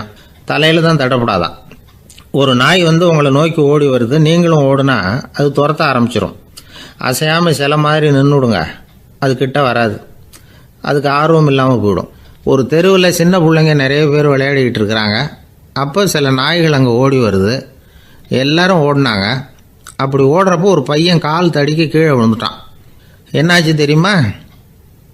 துரத்திட்டு வந்த நாய்கள்லாம் கீழே விழுந்தவன ஒன்றும் செய்யலை, அவன்கிட்டே போகல. ஓடிக்கிட்டு இருந்தாங்கல்ல பசங்க, அவங்கள துரத்திக்கிட்டு அவங்க பின்னாடி ஓடிச்சான். அதுதான் நாய்களுடைய சுபாவம். ஒரு நாய் நம்மளை நேருக்கு நேர் முறைச்சி பார்க்குதுன்னு வச்சுங்க, நாமளும் அதை முறைச்சி பார்க்கக்கூடாது. நாம் வேறு பக்கம் எங்கேயாவது பார்க்க ஆரம்பிச்சிடணும். ஒரு நாய் கோபமாக இருந்ததுன்னா அதோட வால் உறுதியாக நேராக நிற்கும். ஒரு நாய் பணிந்து போனால் அல்லது பயந்து போனால் அது தன்னோட வாலை காலுக்கு நடுவில் வச்சுக்கும். ஒரு நாய் நம்மளை பார்த்து பயந்து நிற்கிதுன்னு வச்சுங்க, அதனால் நமக்கு ஆபத்து இல்லைன்னு நினச்சிடக்கூடாது. உங்களை பார்த்துட்டு ஒரு நாய் ஒடுங்குச்சுன்னா நீங்கள் விலகி போயிடணும் அப்படின்னு அது நினைக்குது. நிறைய பேர் பயந்து போன நாயால் கடிபடுறாங்க. இவன் நம்மளை விட பெரிய ஆள், மாட்டிக்கிட்டோம், வேறு வழி இல்லை அப்படிங்கிற நினப்பில் தான் நாய் கடிக்க ஆரம்பிக்குதான். இதே மாதிரி சங்கிலியால் கட்டி போடப்பட்டிருக்கிற நாயும் ஆபத்தானது தான். தொடர்ந்து கட்டி போட்டிருந்தா காலப்போக்கில் அது ஒரு மாதிரி ஆகிடும். நாய் குழந்தைகளை கடிக்காது அப்படின்னு சில பேர் சொல்லுவாங்க. அதுவும் ஒரு தவறான நம்பிக்கை. அதனால் சின்ன குழந்தைகளை தனியாக நாயோட விளையாட விடக்கூடாது. ஆகக்கூடி நாயை பற்றி நிறைய விஷயம் புரிஞ்சுக்க வேண்டியிருக்குது. ஒருத்தர் தன்னுடைய நண்பர் வீட்டுக்கு போயிருந்தார். அவசியம் எங்கள் வீட்டில் சாப்பிட்டுட்டு தான் போகணும் அப்படின்னு ரொம்ப அன்பாக சொல்லிவிட்டார். அதை மீற முடியல இவரால். சரின்னு உட்காந்துட்டார். சாப்பாடு போட்டாங்க, சாப்பிட ஆரம்பித்தார். அவங்க வீட்டில் கட்டி போட்டிருந்த நாய்க்குட்டி இவர் சாப்பிட்றத முறைச்சி பார்த்துது. ஏன் இப்படி என்ன இது முறைச்சி பார்க்குது உங்கள் வீட்டு நாய்க்குட்டி அப்படின்னு இவர் கேட்டார். அப்போ அவங்க சொன்னாங்களாம், அதுகிட்ட ஒரு கெட்ட பழக்கங்க, தன்னோட தட்டில் யார் சாப்பிட்டாலும் அது அப்படி தான் முறைச்சி பார்க்கும் அப்படின்னாரா அவர். இன்றைக்கு பல பேர் உயில் எழுதி வைக்கிறாங்கல்ல, இந்த உயில்னா என்ன? அதாவது ஒரு நபர் தனக்கு பின்னாடி தன்னுடைய சொத்துக்கள் யாருக்கு போய் சேரணும்னு நினைக்கிறாரோ அந்த நினைப்பை சட்டப்படி உறுதிப்படுத்துறது தான் உயில். சரி, உயிலை யார் எழுதலாம்?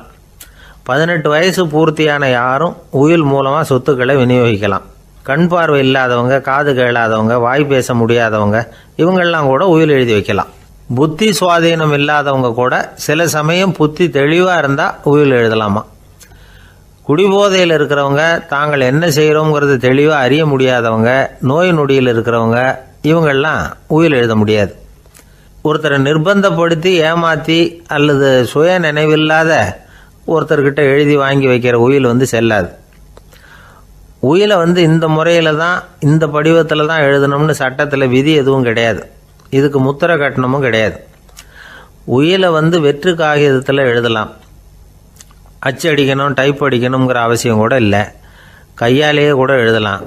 எழுதி இருக்கிறது புரியணும், அவ்வளவுதான். குறைந்தபட்சம் 2 சாட்சிகளை வச்சுக்கிட்டு உயில் எழுதுகிறவர் அதில் கையெழுத்து போடணும். கையெழுத்து போட தெரியாதுன்னா இடது கை பெருவிரல் ரேகை வைக்கலாம்.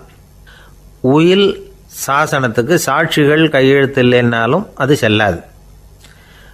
அப்புறம் ப்ரிவிலேஜ்டு வில் அப்படின்னு இருக்கு, அதுக்கு மட்டும் சாட்சிகள் தேவையில்லை. அது என்னென்னா, இந்த விமானப்படை, கப்பல் படை அல்லது யுத்தத்தில் பணிபுரியும் நபர்கள் அவங்கெல்லாம் இருக்கிறாங்க இல்லையா, அப்படிப்பட்டவங்க எழுதுகிற உயில் அது. அதுக்கு சில விசேஷ சலுகைகள் உண்டு. ஒருத்தர் முதல்ல ஒரு உயில் எழுதி வைக்கிறார், அதுக்கப்புறம் மனசு மாறி போகுது, அது வேணாம்னு நினைக்கிறார், ரத்து செஞ்சுடலாம். அதுக்கப்புறம் வேறு உயிலும் எழுதலாம். உயிரோடு இருக்கிற வரைக்கும் எத்தனை தடவை வேணும்னாலும் உயில் எழுதலாம். கடைசியாக எழுதப்பட்ட உயில் சட்டப்படி சரியாக இருந்தால் அதுதான் அமலுக்கு வரும். சரி, எழுதுகிற உயிலை ரகசியமாக வச்சுருக்கிறது எப்படி? இது ஒரு கேள்வி. இதுக்கு என்ன செய்யணும்னா, ஒருத்தர் உயிலை எழுதினதுக்கு அப்புறம் அவர் தானாவோ அல்லது அங்கீகரிக்கப்பட்ட முகவர் மூலமாகவோ, அதாவது ஒரு ஏஜெண்ட் மூலமாகவோ, ஒரு கவரில் போட்டு சீல் வச்சு கவர் மேலே தன்னுடைய பெயரை எழுதி அல்லது அந்த ஏஜெண்ட் பெயரை எழுதி கவர் மேலே என்ன அடக்கம் செய்யப்பட்டிருக்கு, உள்ளே என்ன இருக்குது அப்படிங்கிற விவரம்லாம் எழுதி சார் பதிவாளர்கிட்ட ஒப்படைக்கலாம்.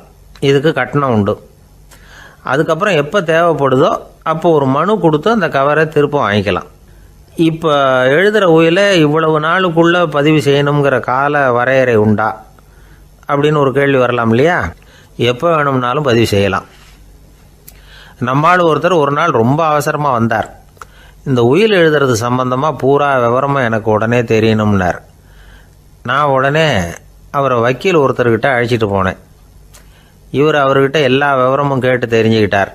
ரொம்ப தேங்க்ஸ்ன்னு சொல்லிவிட்டு 2 பேரும் வெளியில் வந்தோம். அதுக்கப்புறம் இவர்கிட்ட கேட்டேன், ஆமாம் இவ்வளவு விவரமாக கேட்குறீங்களே, உங்களுக்கு எத்தனை பிள்ளைங்க சார் அப்படின்னு கேட்டேன். 6 பேர் சார் அப்படின்னார். சரி, இருக்கிற சொத்து எவ்வளவுன்னு கேட்டேன். அதை இனிமே தான் சம்பாதிக்க போகிறேன் அப்படின்னார். ஒரு ஊரில் ஒரு மன்னர் இருந்தார். அழகான அரண்மனையில் அவர் இருந்தார். அந்த அரண்மனையை விட அழகாக ஒரு மாளிகையை அந்த ஊர்லேயே வேற ஒருத்தன் கட்டியிருந்தான். அப்படி கட்டி முடித்ததில் அவனுக்கு ரொம்ப பெருமை. எத்தனையோ செல்வந்தர்கள்லாம் பார்த்துட்டு, இந்த மாளிகையை விலைக்கு கொடுத்துட்றியா, எவ்வளவு விலை சொன்னாலும் சரி நாங்கள் வாங்கிக்கிறதுக்கு தயாராக இருக்கோம் அப்படின்னு சொல்லி கேட்டு பார்த்துட்டாங்க.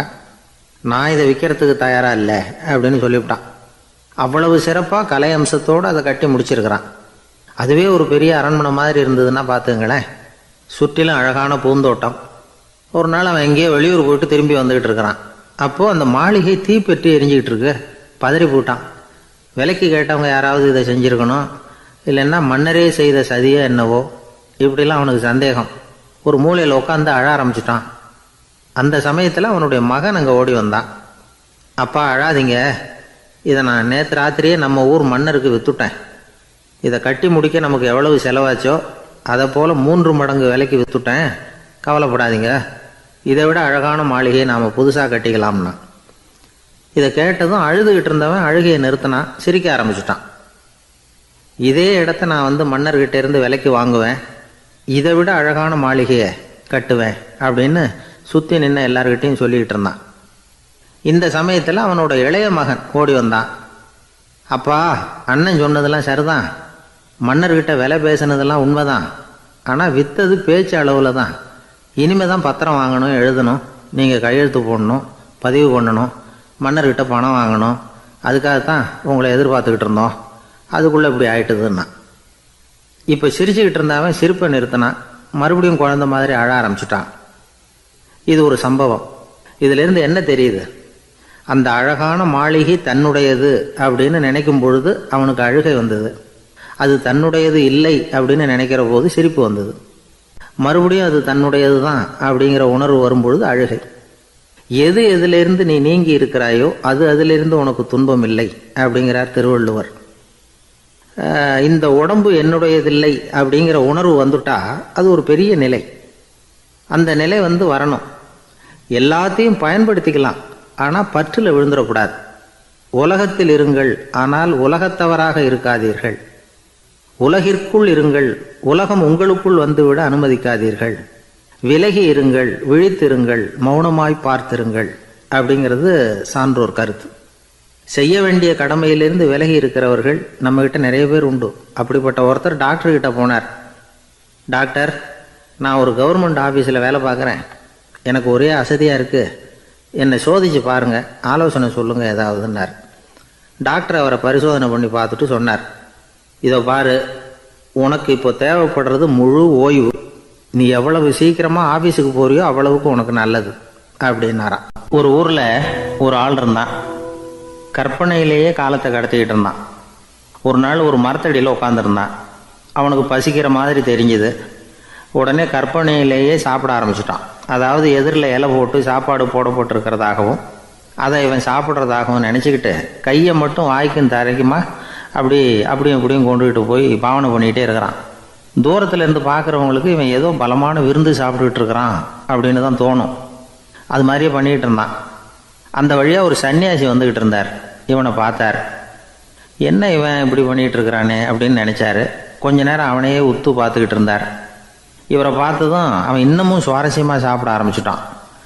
அப்பப்பா, என்ன இது, இந்த குழம்பு இவ்வளவு காரமாக இருக்குது, என்னுடைய நாக்கே எரிஞ்சு போடும் போல இருக்கே அப்படின்னு சொல்லிக்கிட்டு பக்கத்தில் ஒரு குவளையை எடுத்து தண்ணி குடிக்கிறது மாதிரி பாவனை பண்ணுறான். அப்பாடா, இப்போ கொஞ்சம் பரவாயில்ல அப்படின்னு சொல்லிக்கிட்டு குவளையை கீழே வைக்கிறது மாதிரி ஒரு பாவனை பண்ணுறான். சன்னியாசி பார்த்தார். என்னப்பா, சாப்பாட்டில் காரம் அதிகமோ அப்படின்னார். ஆமாம் சுவாமி, ஞாபகம் மறதியில் கொஞ்சம் மிளகாய் அதிகமாக சேர்த்துக்கிட்டேன் அப்படின்னா. சரி சாப்பிடு அப்படின்னு சொல்லிட்டார். அவன் சாப்பிட்டு முடிக்கிற வரைக்கும் பொறுமையாக உட்காந்துருந்தார். அவன் அப்பாடா அப்படின்னு சொல்லிட்டு மறுபடியும் தண்ணியை எடுத்து குடித்தான். எல்லாம் கற்பனையிலேயே. அதுக்கப்புறம் சன்னியாசி பேச ஆரம்பித்தார். இதை பாருப்பா, உன்னுடைய கற்பனையை நான் மெச்சுறேன், இருந்தாலும் உன் சாப்பாட்டில் ஒரு இனிப்பையும் வச்சுருக்கலாமே, ஏன் மிளகாயை அளவுக்கு அதிகமாக போட்டுவிட்டு அவஸ்தைப்படுறேன் அப்படின்னார். அவன் யோசிக்க ஆரம்பித்தான். அதுக்கப்புறம் இவர் சொன்னார், இதை பாருப்பா, இனிமேல உன்னுடைய கற்பனையும் உயர்ந்ததாக இருக்கட்டும் அப்படின்னு உபதேசம் பண்ணிவிட்டு போனார். எப்பவும் உயர்வை பற்றியே சிந்திக்கணும். உயர்வு கிடைக்கலன்னா கூட அப்படி சிந்திக்கிறத நிறுத்தப்படாது அப்படிங்கிறார் திருவள்ளுவர். உள்ளுவது எல்லாம் உயர் உள்ளல், மற்ற அது தள்ளினும் தள்ளாமை நேர்த்து. ஊக்கம் இல்லாமல் உலகத்தில் வாழ்ந்து பிரயோஜனம் இல்லை. அதனால் உயர்வாகவே சிந்திக்கணும். அது நம்மளை ஊக்கப்படுத்தும். இது பெரிய ஒரு வாக்கு. இந்த உலகத்தில் கற்பனையிலேயே வாழ்கிற சில கஞ்சர்களும் உண்டு. அதாவது 2 கஞ்சர்கள், 2 பேரும் பக்கத்து பக்கத்து ஊரில் இருந்தாங்க. பொங்கல் சமயம் ஒரு கஞ்சன் தன்னுடைய மகனை கூப்பிட்டான். இதை பாருப்பா, பக்கத்து ஊரில் என்னுடைய நண்பன் ஒருத்தன் இருக்கிறான், அவனுக்கு பொங்கல் பரிசு ஏதாவது கொடுக்கணும், நான் ஒரு 4 ஆட்டுக்குட்டியை தரேன், நீ கொண்டுகிட்டு போய் கொடுத்துட்டு வந்து விட்றியா அப்படின்னு கேட்டான். சரி, நான் புள்ள ஒரு பைய கையில் எடுத்துக்கோன்னா. அவன் எடுத்துக்கிட்டான். இந்த ஆட்டுக்குட்டி பிடிச்சிக்கோ அப்படின்னு சொல்லி ஒவ்வொன்றா போடுறேன் பார் அப்படின்னு சொல்லிட்டு 1 2 3 4 அப்படின்னு எண்ணிக்கிட்டே வெறும் சைகையாலேயே ஆட்டுக்குட்டியை பிடிச்சி போடுறது மாதிரி பாவனை பண்ணிகிட்டு இருக்கிறான். அவன் பிள்ளையும் அதை ரொம்ப அக்கறையாக வாங்கிக்கிறது மாதிரி வாங்கிக்கிட்டு அந்த பையை தூக்கிக்கிட்டு அடுத்த ஊருக்கு போகிறான். இவன் அங்கே போய் சேர்ந்த நேரத்தில் அந்த கஞ்சன் ஊரில் இல்லை, எங்கேயோ வெளியில் போயிருக்கிறான். அவனோட புள்ள மட்டும்தான் வீட்டில் இருந்தான்.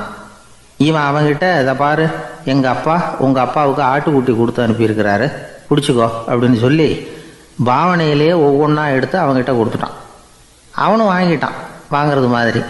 அப்புறம் சொன்னான், சரிப்பா, நானும் பதிலுக்கு ஏதாவது ஒன்றுகிட்ட கொடுக்கணும் இல்லையா, அதனால் அந்த பைய பிடி, ஒரு 10 எலுமிச்சம்பழம் தரேன், பதிலுக்கு அதை நீ எடுத்துகிட்டு போ அப்படின்னு சொல்லி கையாலேயே ஒவ்வொன்றா எடுத்து போடுறது மாதிரி பாவனை பண்ணிவிட்டான்.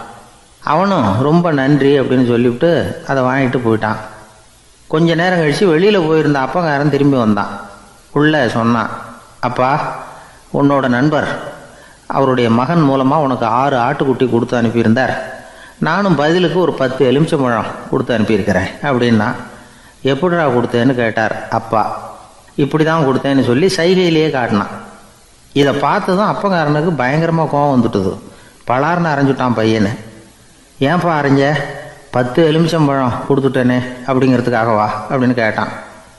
அது கூட பரவாயில்ல, நீ காட்டுற சைகையை பார்த்தா ஆரஞ்சு பழம் சைஸுக்கு இருக்குதே, அவ்வளவு பெருசாக ஏன் கொடுத்த?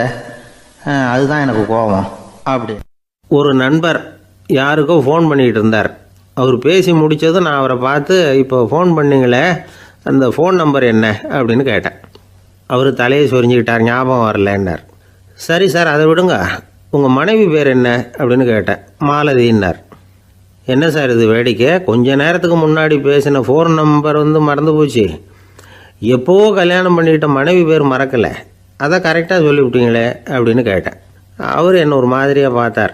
அவர் அப்படி என்னை பார்த்ததில் ஒன்றும் தப்பு இல்லை, ஏன்னா நாம் எல்லாருமே அப்படித்தானே, ஒரு குறிப்பிட்ட காரியத்துக்காக தொலைபேசியில் ஒருத்தட்ட பேசுகிறோம், அதுக்கப்புறம் அந்த எண் நமக்கு அனாவசியம், அதனால் மறந்துடுறோம். இதுக்கு பேர் தான் தற்காலிக ஞாபகம். ஆனால் மனைவி பேரை மறந்துட முடியுமா? முடியாது. அது அவசியமான ஒன்று. அடிக்கடி அந்த பேரை உபயோகப்படுத்துகிறோம், அதனாலேயும் அது முக்கியங்கிறதுனாலேயும் அதை மறக்கறதில்ல. இதுக்கு பேர் நிரந்தர ஞாபகம். சரி, இந்த தற்காலிக ஞாபகம், நிரந்தர ஞாபகம், இது 2 ஞாபக அளவுகளையும் கட்டுப்படுத்துறது எது அப்படின்னா மூளைக்குள்ளே நடக்கிற மின்சார நடவடிக்கைகள் தான். தற்காலிக ஞாபகம் ஒரு மின்னல் மாதிரி தோன்றி மறையுது. நிரந்தர ஞாபகம் ஒரு படிவம் போல மூளையில் படிஞ்சுடுது. ஒரு சம்பவத்தின் பல பிரதிகள் மூளையில் பல்வேறு பகுதிகளிலேயும் படிகிறதுனால ஒன்று மறைஞ்சாலும் மறந்தாலும் இன்னொன்று மறையறதில்லை. இப்படிப்பட்ட நிலைமையில தான் இந்த தொண்டையில் இருக்கு, வாயில் வரமாட்டேங்குது சார் அப்படிமா. ஒருத்தருக்கு எந்த துறையில் ஆர்வமும் ஈடுபாடும் அதிகமோ அது சம்பந்தமான ஞாபக சக்தி அதிகமாக இருக்கும். தொழிலை விரும்புகிற ஒரு டெலிஃபோன் ஆப்ரேட்டருக்கு எண்கள்லாம் நல்ல ஞாபகம் இருக்கும். அது மாதிரி கவிஞர்களுக்கு வார்த்தைகள் நல்ல ஞாபகத்தில் இருக்கும். இது ஒரு பக்கம் இருந்தாலும் ஒரு மூளை எண்களை விட எழுத்துக்களை விட படங்களை ரொம்ப சுலபமாக ஞாபகத்தில் வச்சுக்குது. புரிஞ்சுக்கிற தன்மை, அனுபவம், புத்தி கூர்மை இது கூடி குறையிறத பொறுத்து ஞாபக சக்தியும் ஏறும் இறங்கும். இப்போ உதாரணத்துக்கு ஒரு பையனுக்கு படித்தது எதுவும் ஞாபகத்தில் இல்லைன்னா அவன் அதை சரியாக புரிஞ்சுக்கலைன்னு அர்த்தம். இந்த மறதிங்கிறது எந்த சமயத்தில் ஒரு பிரச்சனை ஆகுது தெரியுமா? உங்களுக்கு வேண்டியப்பட்ட ஒருத்தரை ஞாயிற்றுக்கிழமை சாயந்தரம் சரியாக 5 மணிக்கு கடற்கரைக்கு வர சொல்லிவிட்டு அந்த நேரத்தை மறந்துவிட்டா அது பரவாயில்ல, வர சொன்னதையே மறந்துவிட்டா தான் நிலைமை மோசம்னு அர்த்தம். இப்படி இருந்தால் இது சிகிச்சை எடுத்துக்க வேண்டிய நிலைமைங்கிறத புரிஞ்சுக்கணும். ஆமாம், இதுக்கும் மருந்து இருக்குது. ஆனால் மூளை குறிப்பிட்ட அளவுக்கும் கீழே இயங்குறப்போவோ இன்னொன்று சொல்லுவாங்க, இந்த நியூரோ டிரான்ஸ்மிட்டர் அப்படின்னு சொல்லுவாங்க. அப்படிங்கிற மூளை ரசாயனம் ரொம்பவும் குறைஞ்சி போகிறப்போ மட்டும்தான் உபயோகப்படும். டாக்டர் என்ன சொல்கிறாங்க தெரியுமா? மூளையை பொறுத்த வரைக்கும் அதில் ஞாபக சக்தி அதிகமாக உள்ள மூளை, மறதி உள்ள மூளை அப்படின்னு ஒன்றும் கிடையாது அப்படிங்கிறாங்க. நினைவு வச்சுக்கிறதுக்கு பயிற்சி அளிக்கப்பட்ட மூளை, பயிற்சியற்ற மூளை அப்படின்னு வேணும்னா சொல்லலாம் அப்படின்னு சொல்கிறாங்க. அதனால் நம்ம ஞாபக சக்திங்கிறது நம்மக்கிட்ட இருக்கிற பயிற்சி, முயற்சி இதை பொறுத்து தான் அமையும். ஒருத்தர் ஒரு பென்சிலை எங்கேயோ வச்சுக்கிட்டு தேடிக்கிட்டு இருந்தார். அப்புறம் என்னமோ தீவிரமாக யோசனை பண்ணி அதை ஞாபகப்படுத்தி பார்த்துக்கிட்டு இருந்தாராம். எதிரில் உட்காந்துருந்தவர் சொன்னார், பென்சிலை தானே தேடிக்கிட்டு இருக்கீங்க, அது உங்கள் வலது காதில் இருக்குது சார் அப்படின்னாராம் அவர். இதுக்கு அவர் சொல்லியிருக்காரு, பென்சிலை வலது காதில் தான் வச்சுருக்கேங்கிறது எனக்கு நல்லா ஞாபகம் இருக்குது, ஆனால் எது வலது காதுங்கிறது தான் மறந்து போச்சு அப்படின்னாராம். அவர் அதை தான் யோசிச்சுட்டு இருந்திருக்கிறார். எனக்கு ஒரு உதவி செய்யணும் அப்படின்னு நம்மளை பார்த்து ஒருத்தர் கேட்குறாருன்னு வச்சுங்களேன், உடனே நாம் அவரை பார்த்து என்ன உதவின்னு கேட்போம். இதுதான் சராசரி மனிதர்களின் இயல்பு. ஆனால் ஒருத்தர் எனக்கு ஒரு உதவி செய்யணும் அப்படின்னு கேட்ட உடனே என்ன உதவின்னு கூட கேட்காம சரி செய்கிறேன் அப்படின்னு ஒத்துக்கிறது இருக்கு பாருங்கள், அது கொஞ்சம் அபூர்வம். அந்த காலத்தில் ஒருத்தர் இருந்தார். அவர் எப்படி தெரியுமா? உதவி கேட்குறவங்க நல்லவங்களா கெட்டவங்களா அப்படின்னு கூட பார்க்கல, தனக்கு நன்மையா தீமையா அப்படின்னு கூட பார்க்கல, உதவி செய்கிறேன்னு புறப்பட்டு விட்டார். அவர் யார் தெரியுமா? அவர் தான் நல சக்கரவர்த்தி. அவர் மாதிரி நாம் உதவி கேட்குறவங்களுக்கு உடனே உதவி செய்கிறதுக்கு தயாராக இருக்கணும் அப்படின்னு சொன்னார் ஒரு ஆன்மீக பேச்சாளர். நல சரித்திரத்தை அவர் சொல்லிக்கிட்டு இருந்தார். இந்திரன், அக்னி, வருணன், யமன் இவங்க 4 பேரும் நலனை பார்த்து எங்களுக்கு நீ உதவி செய்யணும், எங்களுக்காக நீ தூது போகணும் அப்படின்னு கேட்குறாங்க. யாருக்கிட்ட தூது போகணும், என்ன காரியத்துக்காக போகணும் அப்படின்னு கேட்கணும்ல. நலன் அப்படி கேட்கவே இல்லை. உடனே சரின்னு ஒத்துக்கிறான். அதுக்கப்புறம் அவங்க விவரம் சொல்கிறாங்க, என்ன உதவி, யாருக்கிட்ட தூது போகணும் அப்படிங்கிற விவரத்தை சொல்கிறாங்க. நலனுக்கும் அப்புறம்தான் புரியுது, எந்த தமயந்தியை இவன் காதலிச்சானோ, எந்த தமயந்தின் சுயம்பரத்துக்காக இவன் போய்கிட்டு இருக்கிறானோ அந்த தமயந்தியை பார்த்து தங்களுக்காக அவகிட்ட வாதாடணும், பேசணும், தங்களில் ஒருத்தரை கல்யாணம் பண்ணிக்கும்படியாக கேட்கணும் அப்படின்னு அவங்க 4 பேரும் நலன்கிட்ட கேட்குறாங்க. இதை கேட்டதும் நலன் கொஞ்சம் கூட முகம் சுளிக்கலை, பதட்டப்படலை. நேராக தமயந்தி கிட்ட போகிறான். இந்திரன், அக்னி, வருணன், யமன் இவங்களோட சிறப்புகளை எடுத்து சொல்கிறான். இவங்களில் ஒருத்தரை கல்யாணம் பண்ணிக்கலாம் அப்படின்னு சொல்லி கேட்டுக்கிறான். ஆனால் இதுக்கு தமயந்தி சம்மதிக்கலை. சுயம்பரம் நடக்குது, அவள் நலனை தேர்ந்தெடுக்கிறாள். அந்த 4 பேரும் நலனுக்கு நிறைய வரங்கள்லாம் கொடுக்குறாங்க. அதுக்கப்புறம் இப்படி போகுது கதை. இதில் நாம் கவனிக்க வேண்டியது என்னென்னா, உதவின்னு கேட்ட உடனே என்ன உதவின்னு கேட்காம சரி செய்கிறேன்னு சொன்னான் பாருங்கள், அதை கொஞ்சம் சிந்திக்கணும். செய்கிறேன்னு ஒத்துக்கிட்டதுக்கு அப்புறம் அது என்ன உதவின்னு தெரிஞ்சும் முகம் சுளிக்காமல் அதை செஞ்சான் பாருங்கள், அதையும் கொஞ்சம் சிந்திக்கணும். நம்மளும் ஒருத்தர்